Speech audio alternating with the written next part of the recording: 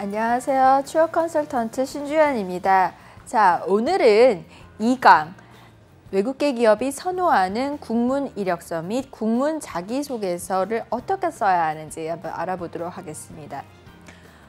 여러분들 국문 이력서 그리고 국문 자기소개서는 너무나 잘 아실 거라고 생각이 들어요. 시중에 자료도 워낙 많이 나와 있고요. 그런데 제가 앞에 뭐라고 붙였죠? 바로 국내 기업이 아니고 외국계 기업이 선호하는 국문 이력서와 국문 자기소개서는 어떻게 써야 하는지 알아보도록 하겠습니다.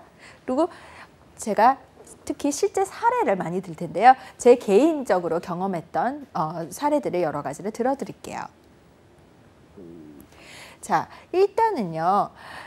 이력서와 자기소개서 설명 들어가기 전에 앞서서 간략하게 우리 채용 정보를 어떻게 찾아야 하는지 제가 팁을 좀 드리고 싶습니다. 아까 1강에서 말씀드렸듯이 외국계 기업 그 채용 형태상 수시 채용 아니면 상시 채용이잖아요. 특성상 정말 정보 싸움, 정보전이라고 말을 할 수가 있겠는데요.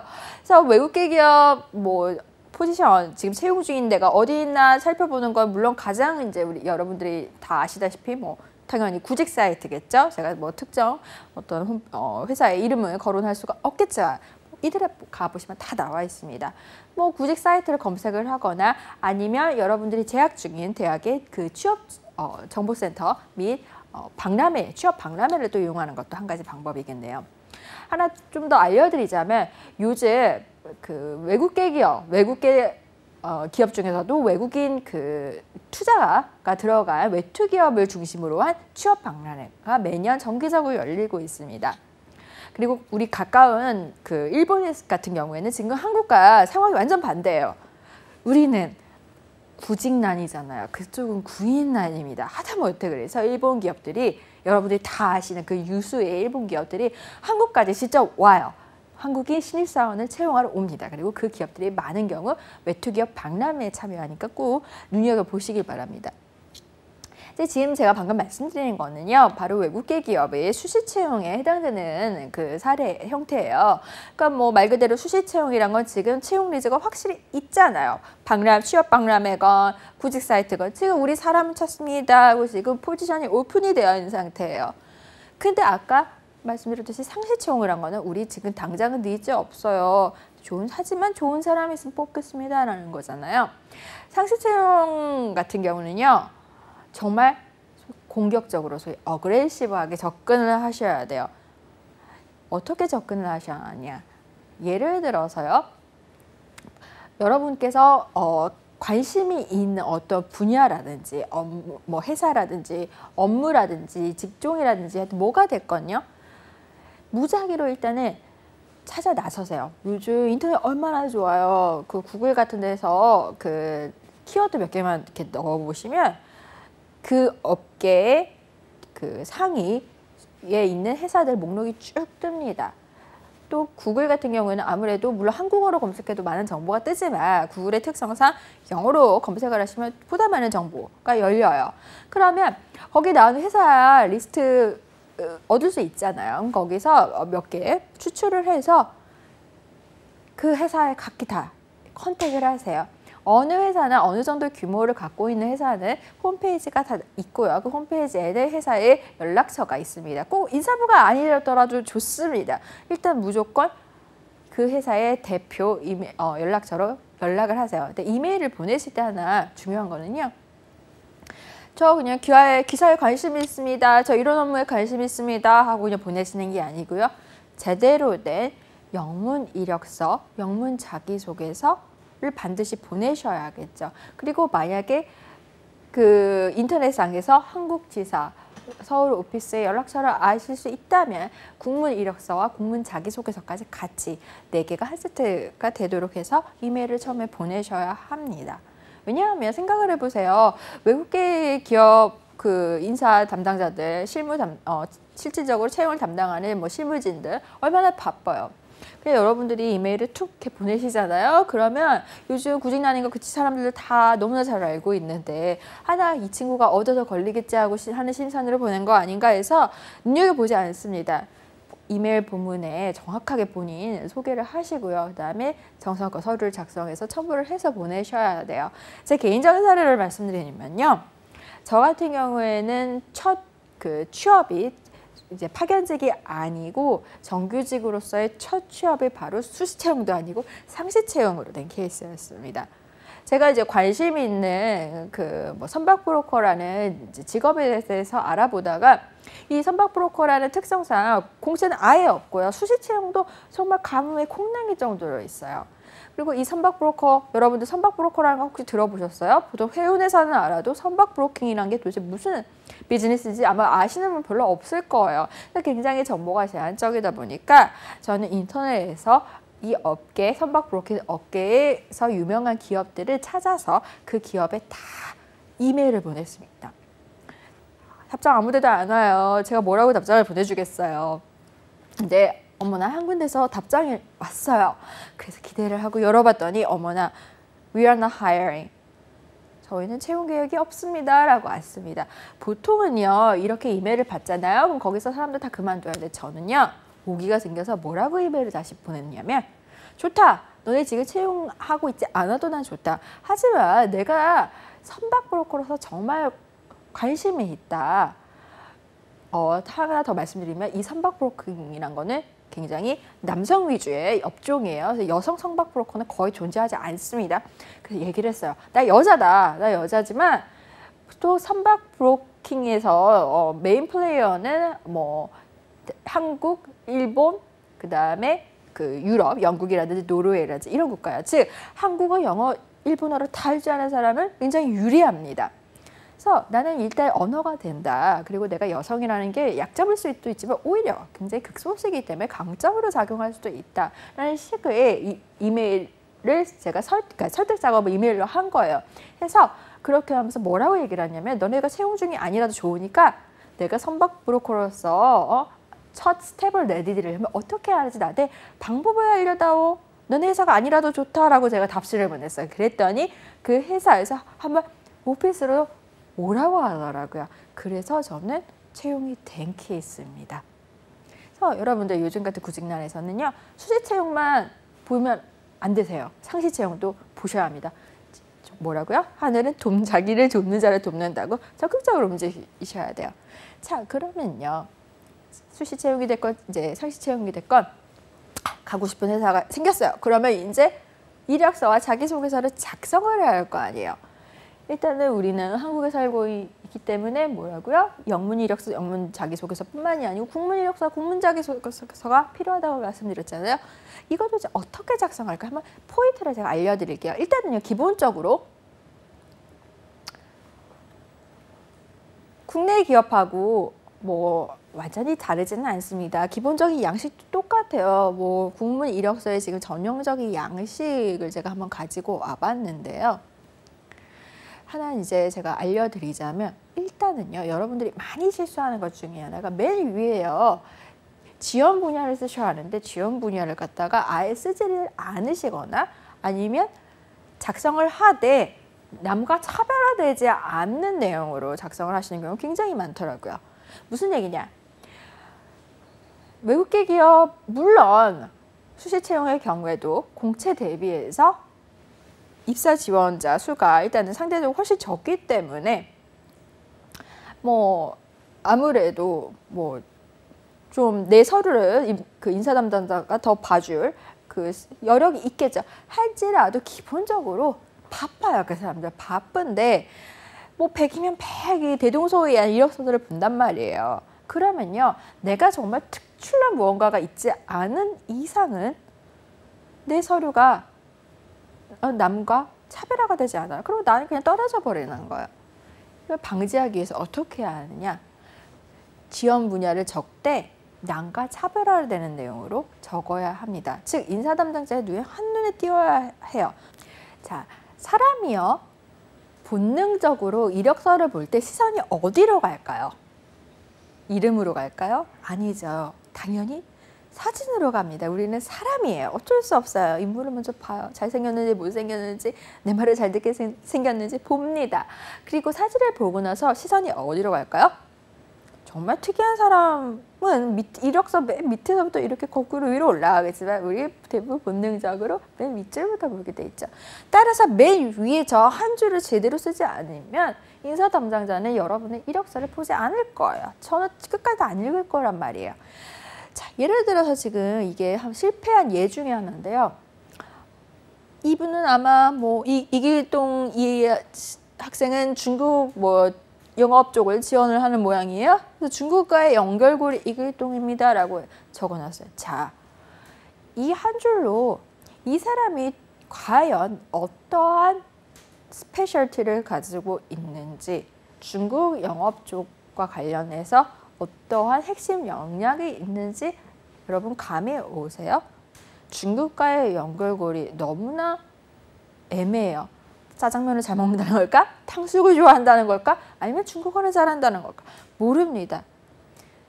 그러면 이런 그 자기소개 한 문장은 어떻게 바꿔야 하냐? 지금 지원 분야도 확실하게 나와 있지 않아요. 사실 중국과의 연결고리라고 해도 단순히 중국 회사에서 중국계 기업에서 사무직을 한다는 걸 수도 있고 몰라요. 영업직이고 아닐 수도 있는데 아마 이 사람은 영업직을 원했을 거예요.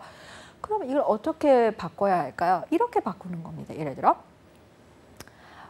저는 중국어, 예를 들어서 뭐 특히 뭐 자격증이 있으면 더 좋겠죠. 예를 들어 HSK 6급을 지니고 중국 영업 쪽에 지원하고자 하는 누구누구입니다. 라든지 혹은 뭐 중국어 능력을 겸비하고 뭐 예를 들어서 그 지원하고자 하는 어떤 회사가 특정 업종이라든지 어떤 특정 제품을 다룬다고 해볼게요. 예를 들어서 뭐 한국은 주로 이제 수출 기업이 특히 많으니까 전자 부품이라든지 이런 좀 많잖아요. 근데 본인이 영업을 지원하지만 전공이 전자공학이라고 해볼게요. 그러면 중국어 능력을 기반으로 전공인 전자공학을 살려서 중국 시장을 대상으로 전자 부품 영업을 하고자 하는 누구누구입니다라고 한 줄로 딱 요약을 하시면 인사지원자 담당자의 눈에 한눈에 확 띄겠죠. 아, 맞네요. 이분 지원 분야 해외 영업이라서 나와 있습니다. 그래서 뭐 지원 분야 여기 해외 영업이라고 적고 여기 보면 또 희망 연봉 얼마라고 또 적어놨는데요. 되도록이면 이것도 안 적으시는 게 좋아요. 물론 어떤 기업 같은 경우에는 그냥 그 이력서가 워드나 한글로 작성을 할 수가 없고 입사 지원서를 아예 온라인상으로 그 회사 사이트 내에서 작성을 해서 컷으로 반드시 입력을 하도록 강제적으로 만들어 놓은 경우도 있기는 하지만요. 그런 특수한 경우를 제외하고는 대부분 이런 구체적인 금액은 명시를 하지 않는 게 좋으세요. 너무 높아도 너무 낮아도 다 좋지 않습니다. 정답은 뭘까요? 모든 조직은요, 모든 회사는요, 잘 융화될 수 있는 사람을 좋아해요. 노골적으로 말씀드려서 내 말 잘 들을 사람을 좋아해요. 무조건 회사 내규에 따르겠음. 이게 정답입니다. 그리고 뭐 쭉쭉 나머지는 이제 특이사항이 없네요. 넘어가 볼게요. 이건 이제 기본적으로 여러분들이 다 아실 거고요. 그 다음에 이제 주요 활동 및 사회 경험에 이제 뭐 인턴십이라든지 여러분들이 아르바이트라든지 했던 경험을 적는 란이 있는데요. 중요한 것은요, 뭐 기관명이라든지 뭐 이런 걸 기관이나 하여튼 뭐 적으실 때 이거 어찌 됐건요. 중요한 거는 이력서는요. 여러분들을 대표하는 공식 서류예요. 예를 들면 이런 거예요. 뭐 여러분들 여권 같은 거라고 할까요? 제 이름이 예를 들어 제 이름이 신주연인데 여권상의 영문명이요. 주연이니까 JOOYOUN으로 되어 있어요. 근데요, 제가 예를 들어서 미국으로 놀러 가요. LA 공항에서 입국을 하려고 하는데 입국 심사에다가 제가 제출할 때 JOOYOUN이 아니고 JUYUN 이렇게 적어 넣으면 제 입장에서는 JOOYOUN이나 JUYUN이나 주연 발음이 똑같지 않나? 나 똑같은 사람이야. 아무리 주장하지라도 입국 심사에 대해서 통과시켜주나요? 아니요. 안 시켜줘요. 왜요?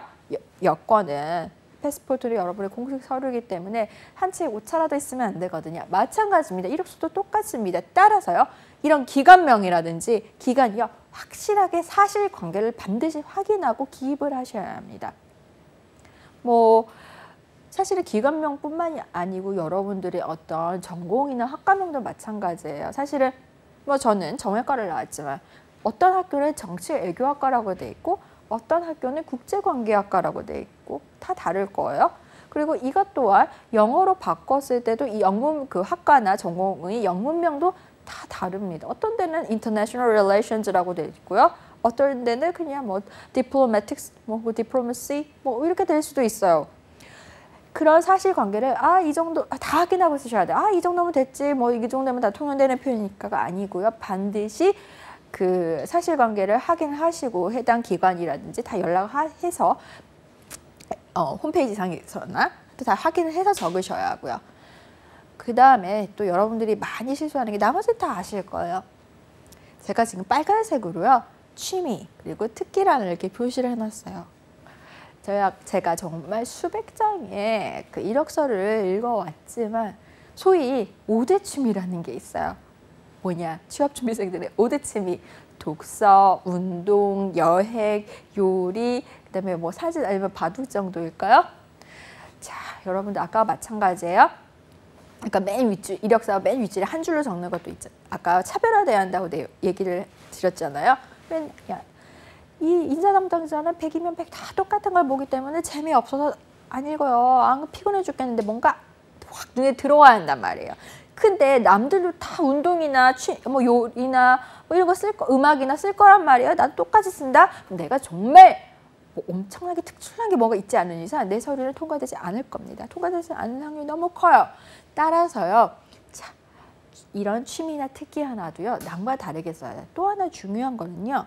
도대체 취미나 특기를 도대체 왜 쓰라고 할까요? 인사 담당자가 여러분들한테 개인적으로 관심이 있어서일까요? 그야말로 사적으로 관심이 있어서 저 친구는 취미가 뭘까? 저 친구는 뭘 좋아하나? 이 특기가 뭘까? 이런 거 궁금해할까? 절대 아닙니다. 뭘 보려고 하는 걸까요? 취미가 뭡니까? 특기가 뭡니까? 라고 물어봤을 때 이 친구가 어떻게 답변하는지 보고 그 답변 내용에서 이 친구의 입사 후 퍼포먼스를 추측을 해보고자 함이에요. 자, 그러면 어떻게 적어야 하냐? 엄청 그렇다고 뭐 생뚱맞은 거 적으면 안 돼요. 여러분들 너무 튀면 튕겨나갑니다. 무조건 튀라는 게 절대 아니고요. 취미건 특기건요. 답변을요. 비즈니스적으로 만들어야 돼요. 뭔가 업무 관련 답변을 하셔야 한다는 얘기예요. 예를 들어 볼게요. 이 친구 같은 경우는 이기동 씨 같은 경우에는 지금 중국 쪽 영어, 해외 영업을 지원을 하죠. 그러면 취미가요. 어떻게 돼야 할까요? 뭔가 중국 관련한 취미여야겠죠. 예를 들어 저라면 이렇게 쓸 것 같아요. 저는 참고로 일본에서 오래 살았으니까 취미? 나 엔카 부르기가 취미다. 자, 어떠세요? 저같이 젊은 사람들이 일본 젊은이도 모르는 엔카 한다는 게 너무 신기하지 않나요? 근데 제가 만약에 영업을 한다면 주로 상대하는 클라이언트들은 어떨까요? 일본 영업이라고 치면 일본의 꽤 나이 든 어떤 아저씨들을 상대로 분명히 할 거란 말이에요. 그 사람들을 타겟으로 분명히 접대할 일도 많을 거고요. 근데 접대의 도구로서 젊은 한국 여성이 엔카를 부르면 얼마나 다르겠어요. 퍼포먼스가 예측이 됩니다. 답변을 이렇게 구성을 하셔야 돼요. 예를 들어서요.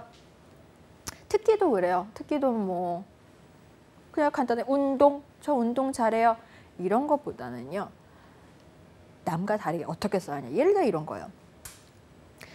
특히 이제 영업직인데 여성분들 같은 경우 영업직은 사실 아직까지도 한국에서는 좀 남성 위주로 돌아가는 경향이 있어요. 또 영업직뿐만이 아니고 모든 기업 일반적으로 여성하고 남성하고 소위 스펙이 동일할 경우에는 남성을 선호하는 경향이 있습니다. 왜요? 여성들은 결혼, 출산 이런 문제도 있고 또 사실 남성보다 체력이 조금 딸리긴 하죠. 그런 의혹들을 불식시키기 위해서 그냥 운동이라고 적으시면 안 돼요. 예를 들어 이런 거요. 투포환 던지기라든지 뭐 정말 투포환 내 앞에서 던져봐라 이런 얘기 안 해요. 혹은 뭐 100m를 갔다가 저는 15초 만에 주파합니다. 그 정도 체력은 있습니다. 그러면 퍼포먼스가 예측이 됩니다. 이 친구는 우리 회사 야근 많은데 저렇게 갸냘프게 생긴 여학생이지만 야근도 잘 하겠군. 예측이 되는 거예요. 또 다른 예를 들어볼게요. 예를 들어서 취미 요리 많이 쓰시죠. 요리 다 해서 재미가 없어요. 저라면 이렇게 쓸 것 같아요. 그냥 요리가 아니고요. 해장국 끓이기. 도대체 왜 해장국일까요? 자, 회사 들어가면 아직까지 국내 회사 건 외국계건 회식 참 많습니다. 우리나라는 회식 술이 빠지지 않아요. 외국계 기업도 이건 마찬가지예요. 왜냐면 일하는 사람은 한국 사람이니까. 술들 많이 먹어요. 다음날 속이 쓰려요. 그러면요. 뭐가 좋을까요? 자, 다음날 술 먹은 다음날 부장님 제가 해장국 끓여왔습니다. 보온병에 담아올 거예요. 어떠세요? 좀 벌써 다르지 않나요? 특히 외국계 기업은요.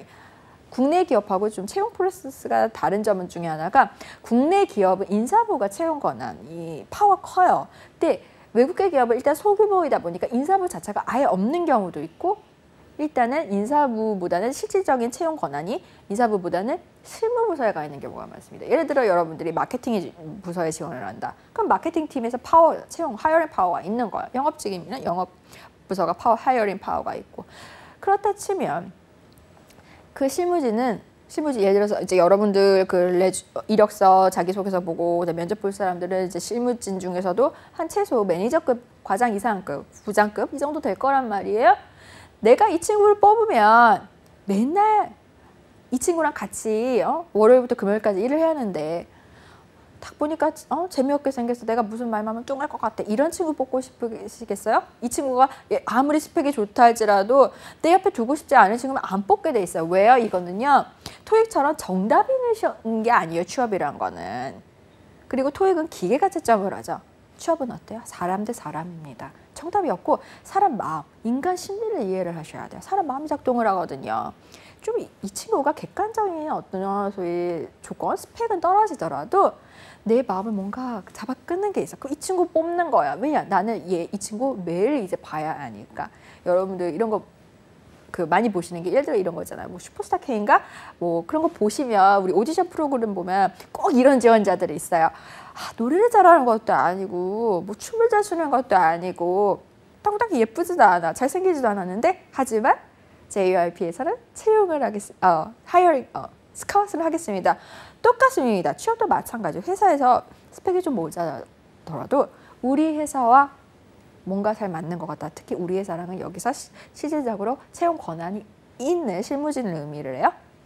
나랑 맞는 것 같다 하면 뽑는 거예요. 그럼 술 먹은 다음 날 해장국 끓여와서 내 비위 맞추는 친구 뽑게 되어 있습니다.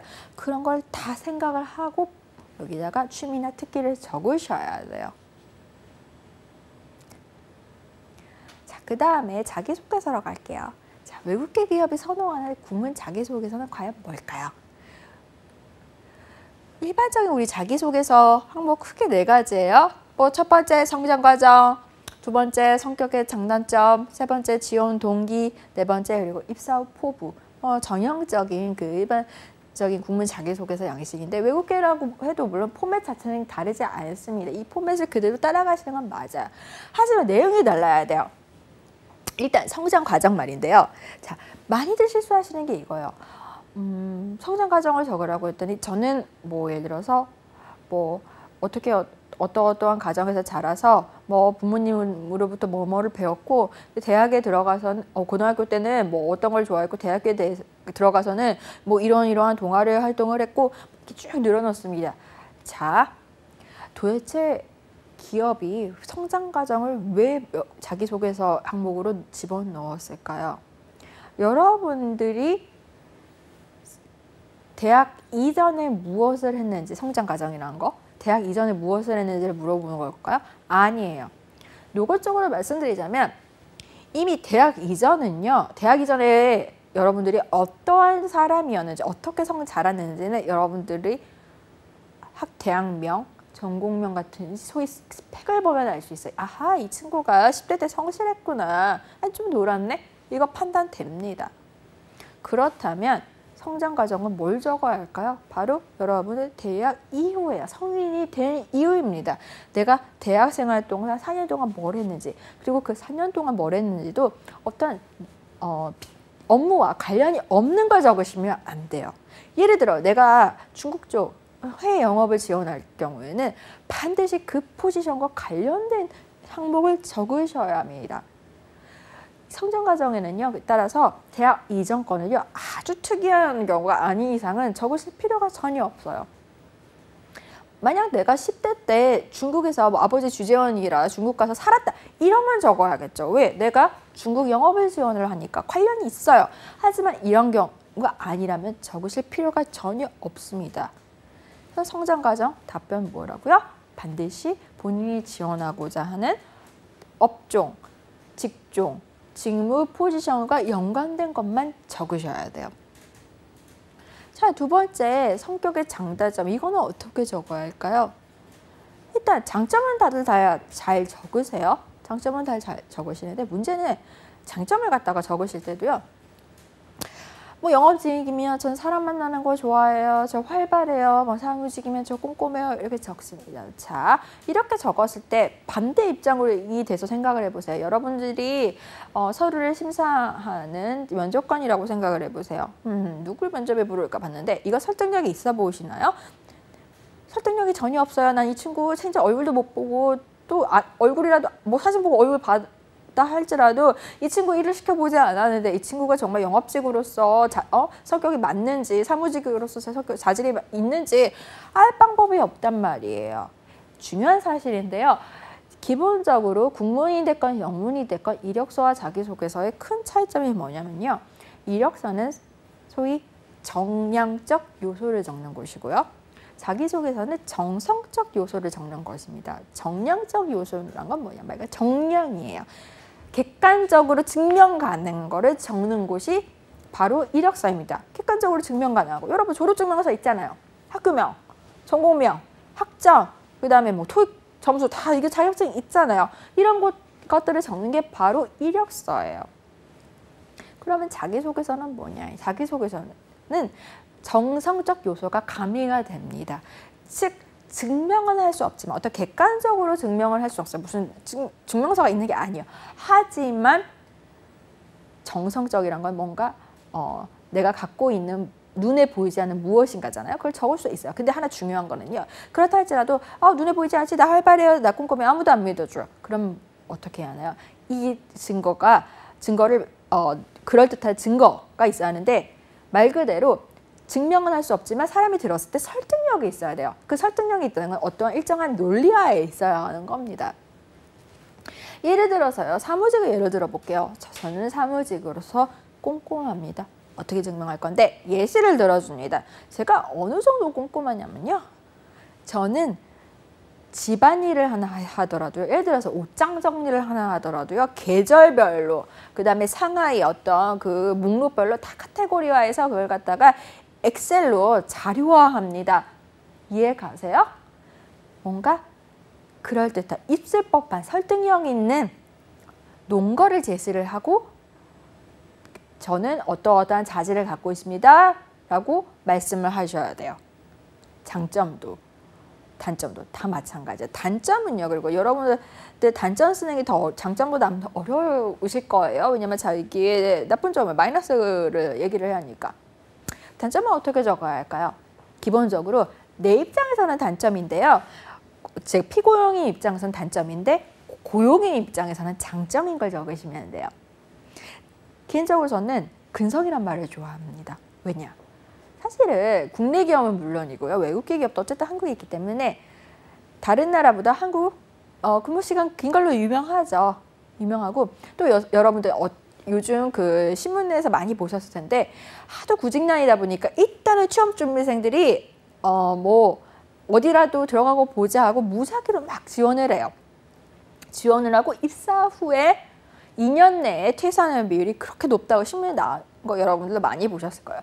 자, 기업은 돈을 벌려고 이윤 창출을 목적으로 존재하는 집단인데 사람 뽑는 거 돈 얼마나 많이 들여요. 돈 이렇게 뽑아놓고 입사 후에 다 훈련도 시키고 다 그래놨더니 어머 2년도 안 돼서 나간대. 기업 입장에서는 이 화가 나는 일입니다.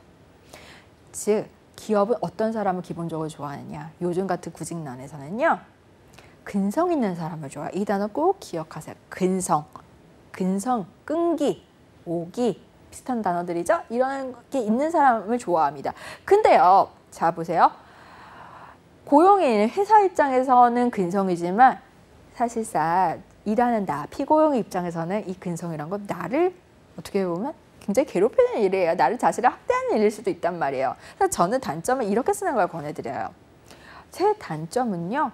지나치게 꼼꼼하다는 것입니다. 내지는 지나치게 어떤 한 일에 집중하는 것입니다. 한번 무슨 일을 시작하면 끝장을 봐야 하는 성격입니다. 그래서 간혹 제 자신을 학대하는 것처럼, 뭐 학대라는 단어를 쓰면 안 되겠지만 제 자신을 괴롭히는 것 마냥 느껴질 정도로 굉장히 지나친 어떤 근성이 내 단점이라고 할 수 있습니다. 기업 입장에서는 정말 환영할 일이에요. 왜요? 100주면 200을 하겠구나. 이 친구는 벌써 퍼포먼스가 예상이 됩니다. 그래서 단점 이렇게 적으셔야 돼요. 그리고 아까 장점에서 말씀드렸다시피 장점도요. 하나 예시를 들어주시면 더 좋아요. 내가 이런 장점 때문에 정말 내 몸이 망가질 정도로 내가 일을 해본 적이 있다. 이렇게 적으셔야 돼요. 대신 망가졌지만 일의 어떤 퍼포먼스 아웃풋은 좋았다고 적으시면 돼요. 몸 망가졌다. 이런 거 적어도 되나? 네, 적어도 괜찮습니다. 뭐 과로사에서 죽은 사람 없어요. 병들어서 죽은 사람도 없어요. 다들 뭐예요? 일 열심히 해서 죽은 사람은 없습니다. 자, 그 다음에요. 세 번째, 지원 동기 말인데요. 지원 동기, 이것도 많이 하시는 실수가 뭐냐면, 자, 일단은 제가 관심이 여기에 있어서 지원했습니다. 이거 금물입니다. 특히 외국계 기업은 금물입니다. 왜 금물인지 아세요? 외국계 기업은요, 국내 기업 대비 훈련, 소위 프로베이션 기간이 굉장히 짧습니다.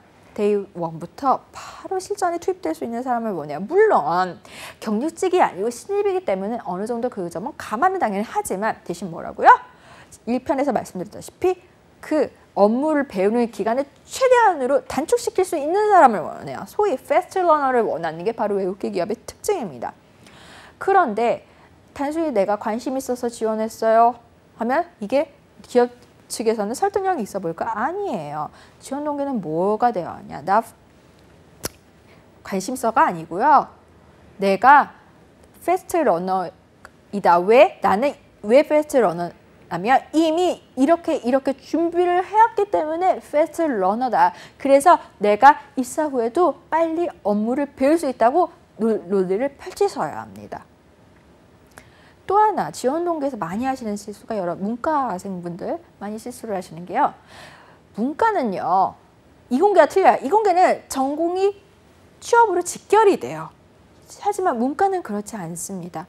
문과는 전공과 취업이 여러분의 커리어가 아무 상관이 없어요. 저도 문과라서 드릴 수 있는 말씀이지만 예를 들어서 특히 상경계 분들이 은행이라든지 기타 금융권 지원하실 때 많이 하는 실수가 이런 거예요. 대표적인 게 예를 들어 경제학과를 나온 학생이 은행에 지원할 때 지원 동기로 이렇게 얘기를 합니다. 제가 은행에 지원하는 이유는 경제학을 전공을 하면서 거시경제와 미시경제를 배워서 땡땡땡땡땡땡땡. 자, 은행에서 거시경제나 미시경제를 다루나요? 아니요. 은행에 입사하면 가장 먼저 하는 일이요. 맨 밑바닥 일부터 배워라 하고 저기 텔러로 앉혀놔요. 바로 고객하고 개인하고 대면할 수 있는 텔러 일부터 배우게 만듭니다. 텔러가 거시경제나 미시경제 다루나요? 아니에요. 숫자 감각이 있고요. 엑셀 잘 다루고요. 빠릿빠릿해야 합니다. 대면 기술이 있어야 하고요. 완전 헛다리 듣는 셈이에요. 즉 뭐라고요? 문과는 절대 전공 얘기를 꺼내시면 안 돼요.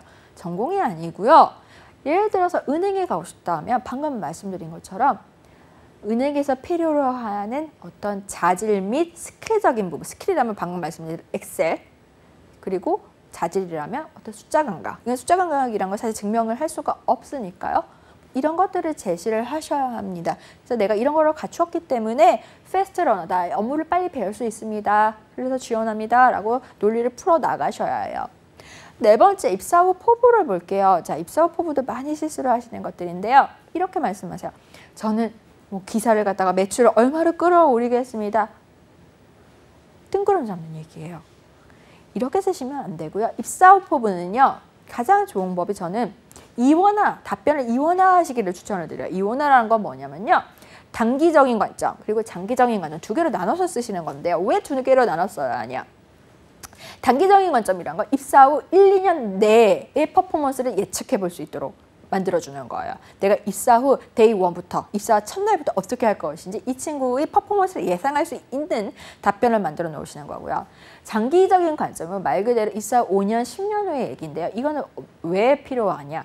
이 친구가 정말 이 업종, 이 직종에 대해서 본질적인 면에 이해도가 있는지를 보여주고자 함이에요. 따라서 답변을 이원화를 하시는 걸 추천해 드려요. 뭐 예를 들어 볼게요. 이원화되는 답변, 뭐 예를 들어서 제가 뭐 일본계 은행에 지원을 하는데 나 일본어는 못해요. 예를 들어 이런 상황이라고 해봅시다. 그러면 단기적인 목표는 어떻게 돼야 할까요? 입사 후 1년 내, 2년도 아니야. 1년 내에 일단은 일본어를 제가 JLPT 2급을 따겠습니다. 저 고등학교 때요. 한자도 배웠고요. 해서 1년 내 JLPT 2급 만드는 거 가능합니다. 단기적인 목표를 제시를 해주는 거예요. 일본계 은행에서는 일본어가 중요하거든요. 그러면 인사 담당자로서는 이 친구의 그 바로 입사 후 직후에 퍼포먼스가 예측이 되죠. 그럼 장기적인 관점에서는 뭐라고 얘기하느냐. 5년, 10년 후에 내가 어느 정도 직급을 가진 상태로 어떠한 일을 하겠다라고 거기다 기술을 해주시는 거예요.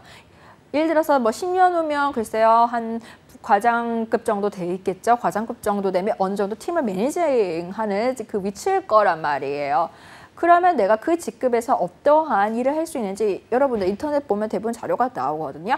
그럼 그걸 기술을 해주십니다. 근데 뜬구름자는 얘기를 하시는 거예요. 근데 제가 뭐 회사를 발전시키겠습니다. 매출이 얼마입니다. 이게 아니고요. 그러면요. 인사 담당자가 봤을 때는 10년 후 어떤 그 자리에 가 있을지 이 정도로 이해가 갖고 있다는 건 이 친구가 무작위로 지원하는 게 아니구나.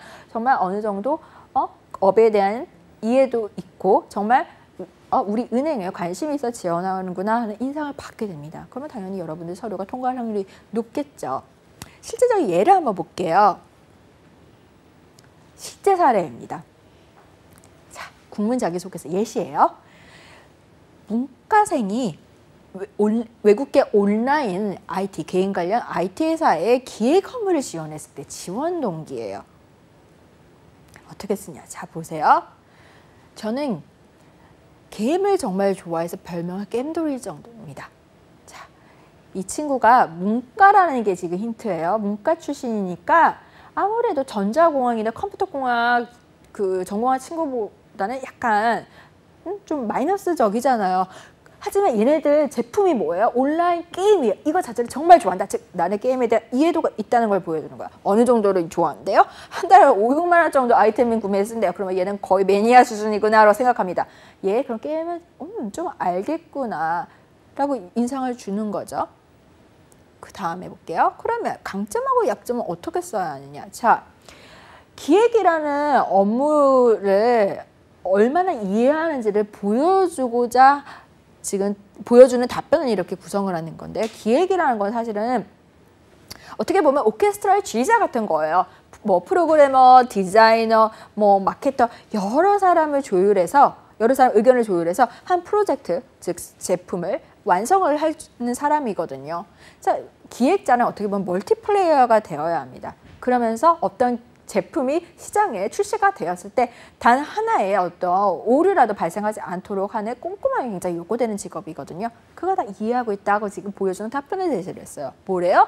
강점은 지나치게 꼼꼼한 성격이래요. 단점도 너무 꼼꼼하대요. 완벽주의래요. 자, 대부분 어떤 그 모바일 앱 같은 거 기획을 하면 대부분이 시장에 출시하자마자 아무 문제 없이 굴러가는 경우 많지는 않을 거예요. 정말 어떤 오류가 발생될지 사실 예측을 하고자 해도 어느 정도 예측해도 예상치 못한 일도 발생이 될 수 있거든요. 그러면 소비자가 어떤 그 불만을 제기하기 전에 최대한 단시간에 그 오류를 수정을 한단 말이에요.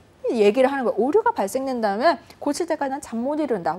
나 그래서 버그 같은 거 발생해도 해결할 때까지 난 베스트를 하겠다. 기획자로서 요구되는 최고로 요구되는 자질을 다 갖고 있습니다. 이걸 보여주는 답변을 작성을 한 거예요. 여기다가 즉 뭐라고요? 강점과 약점도요. 직무와 관련이 없는 얘기를 적으시면 안 됩니다. 가끔 이런 분들이 있어요. 저 사실은 그게 제 강점은 아닌데요? 그게 제 약점 아닌데요? 여기 법정 아닙니다. 여기 지금 뭐 법정에서 증언하는 거 아니에요. 무조건 면접관 입장에서 답변을 작성을 하세요. 여러분들 목표는 뭐예요? 취업이거든요. 자, 그럼 입사 후 포부는 무엇인가? 뭐라고 적었죠? 모바일 게임을 개발도 할 줄 아는 기획자가 되는 것이 목표입니다. 자, 단기적인 목표를 제시를 했네요. 장기적인 목표를 제시를 했네요. 단기적인 목표는 뭐라고 지금 딱 얘기를 했어요? 프로그래밍 공부를 병행을 하겠대요. 그래서 뒷작 게임 앱을 개발까지 할 줄 알겠다고. 자, 본인이 문과 출신으로서 지금 마이너스가 있는 걸 이미 인식을 하고 있어요. 그래서 이 내가 약점을 갖다가 회사 측에서 봤을 때 약점이잖아요. 이 약점을 갖다가 내가 극복을 하겠다. 어떻게? 구체적인 방법을 지금 제시를 해주는 거예요.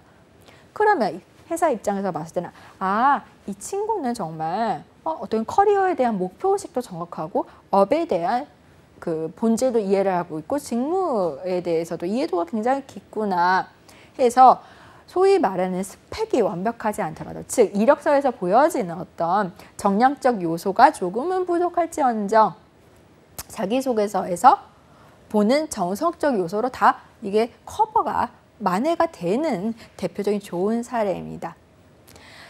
자, 그러면 오늘 이 강에서는 외국계 기업이 선호하는 군문 이력서와 군문 자기소개서에 대해서 알아봤는데요. 다음 3강에서는 영문 이력서, 즉 레주메, 그리고 영문 자기소개서, 즉 커버레터에 대해서 알아보도록 하겠습니다. 감사합니다.